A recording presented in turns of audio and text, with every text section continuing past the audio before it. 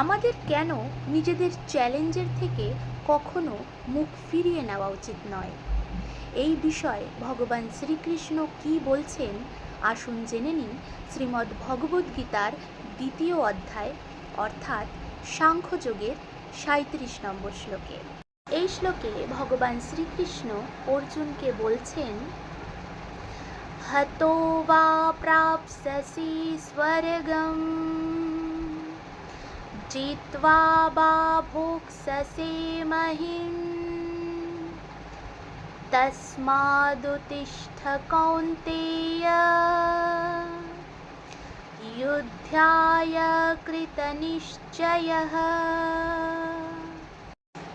অনুবাদ: হে কুন্তিপুত্র, এই যুদ্ধে নিহত হলে তুমি স্বর্গ লাভ করবে, আর জয়ী হলে পৃথিবী ভোগ করবে।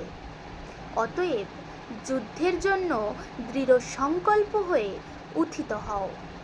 অনুবাদ: হে কুন্তিপুত্র, এই যুদ্ধে নিহত হলে তুমি স্বর্গ লাভ করবে, আর জয়ী হলে পৃথিবী ভোগ করবে।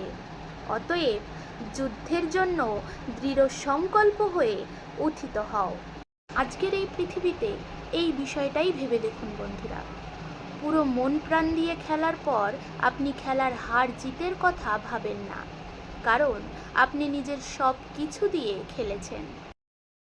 জিতলে নাম হয়, আর হারলেও আপনি নিজের ও অন্যদের মনে নিজের জন্য সম্মান পান, কারণ আপনি ধর্ম অনুসারে যুদ্ধ করেছেন। এই জন্যই নিজের চ্যালেঞ্জের থেকে কখনো মুখ ফিরিয়ে নিতে নেই, সেটি আমাদের পূর্ণ করা উচিত। রাধে রাধে।